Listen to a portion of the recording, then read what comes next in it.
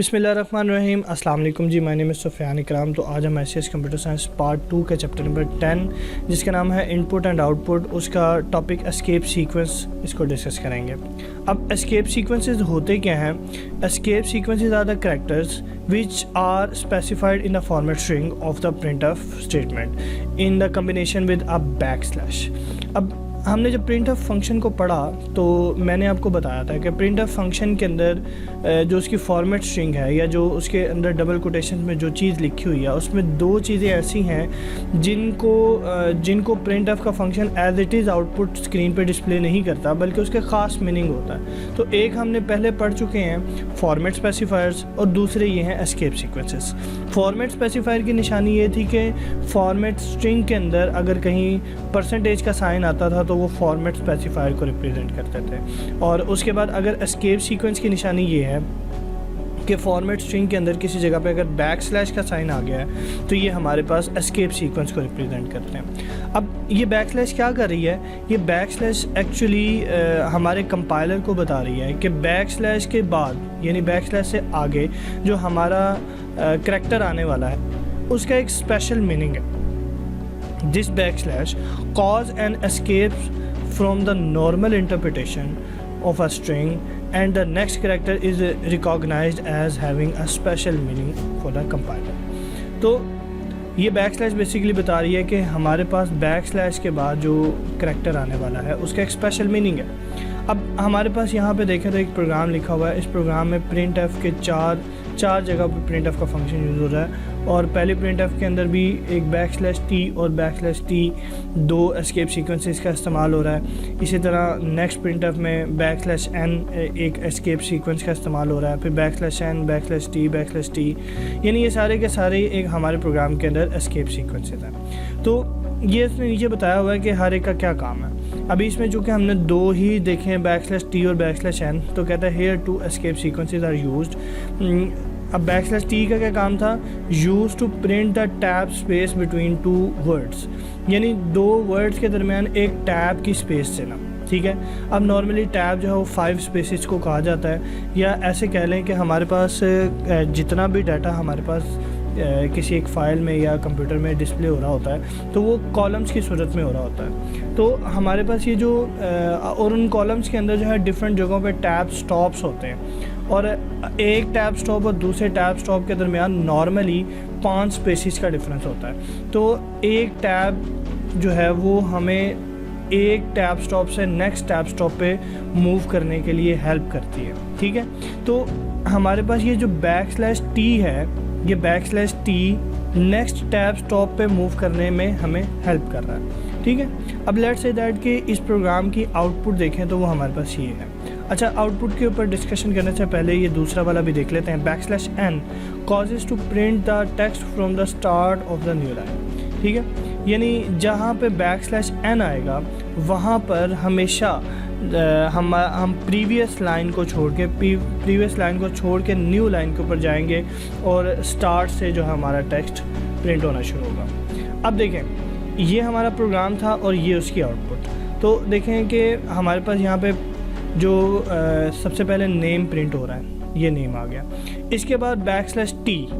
अब \t का मतलब ये है कि नेक्स्ट टैब स्टॉप जहाँ पे भी होगा हमारा जो करैक्टर है वो वहाँ पे मूव हो जाएगा, यानी हमारा जो नेक्स्ट वर्ड्स हैं या करैक्टर्स हैं वो वहाँ पे जाके प्रिंट होंगे। तो \t यानी लेट्स से कि नेक्स्ट टैब स्टॉप यहाँ पे था तो हमारा कर्सर जो है वो यहाँ पर आ जाएगा और फिर ये रोल नंबर को प्रिंट करेगा।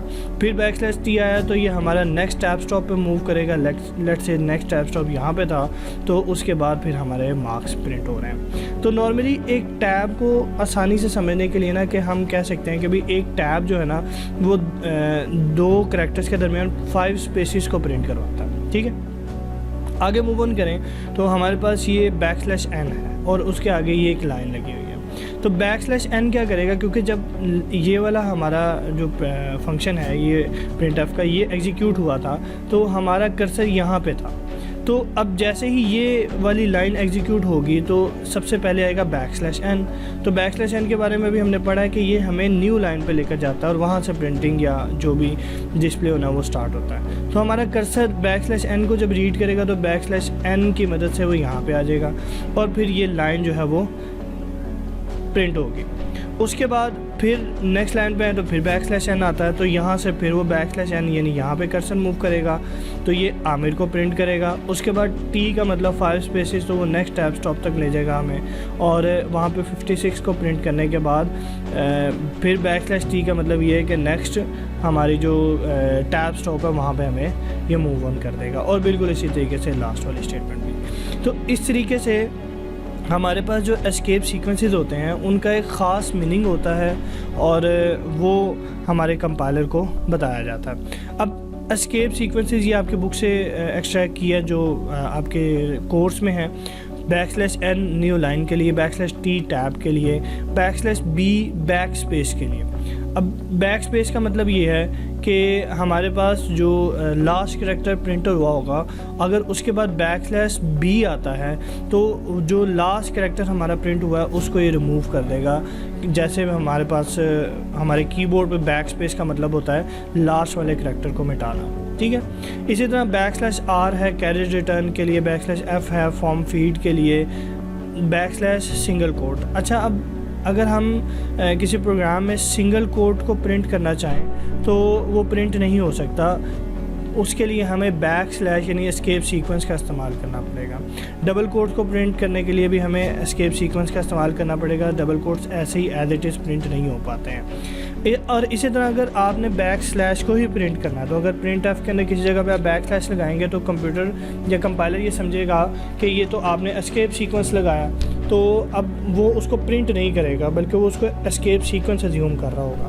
तो अगर आपको एस्केप सीक्वेंस बैकस्लैश प्रिंट करवाना है तो एक बैक स्पेस आपका एस्केप सीक्वेंस का आएगा और उसके बाद अगला बैकस्लैश आप जो प्रिंट करवाना चाह रहे हैं, ठीक है। और इसी तरह ये दो जो है वो आस्की फॉर्म के अंदर डाटा को प्रिंट करने के लिए यूज़ होता है। अब ये उन सब की एग्जांपल्स हैं, ठीक है। ये हमारे पास बेसिकली प्रोग्राम है और ये उसकी आउटपुट है और किस किस तरीके से हमारे पास डिस्प्ले हो रहा है। तो सबसे पहले बैकस्लैश n है, तो आप देखें कि बैकस्लैश n का मतलब ये है कि हेलो और वर्ड जो है वो न्यू लाइन पे आ गया, ठीक है।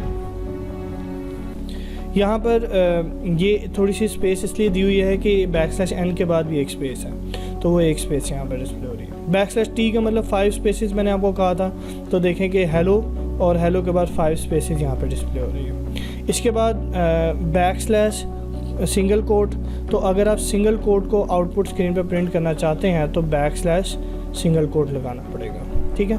अगर आप यानी सिंगल कोट ऐसे ही लगा देंगे विदाउट बैकस्लैश के तो वो इसको एरर कंसीडर करेगा। इसके बाद नेक्स्ट है हमारे पास हेलो और बैकस्लैश के बाद डबल कोट्स हैं। अब देखें बड़ी सिंपल सी बात है कि अगर आप यहाँ पे डबल कोट्स वैसे ही लगा देते हैं विदाउट बैकस्लैश के तो हमारा कंपाइलर ये अज्यूम करेगा कि हमारी फॉर्मेट स्ट्रिंग यहाँ से ओपन हुई है और यहाँ पर क्लोज़ हो गई है, तो और आगे ये जो वर्ड आ गया ये पता नहीं कौन सी चीज़ है, तो यहाँ पे वो एरर को जनरेट करेगा।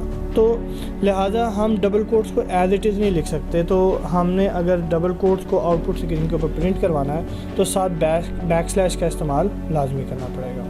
इसी तरह आगे है हमारे पास बैकस्लैश ए, तो बैकस्लैश ए नॉर्मली अलार्म के लिए यूज़ होता है, बीप के लिए, ठीक है। जब ये एग्जीक्यूट होगा, जब यहाँ पे ये आएगा तो हेलो के बाद एक बीप होगी और फिर वर्ड को प्रिंट किया जाएगा। इसी तरह हमारे पास ये जो बैकस्लैश आर है ये बेसिकली कैरेज रिटर्न या ऐसे समझ लें कि एंटर की को प्रेस करवाता है। तो एंटर की मतलब बहुत सारे पर्पसेस में हमारे पास इस्तेमाल होती है, इसलिए उसने न्यू लाइन के लिए अलहदा और एंटर की के लिए अलहदा दिया हुआ है, ठीक है। तो बैकस्लैश आर जिसको हमने कैरेज रिटर्न या यहाँ पे उसने लिखा हुआ है एंटर की के लिए भी यूज़ होता है। तो ये हमारे पास इसकी एग्जांपल थी।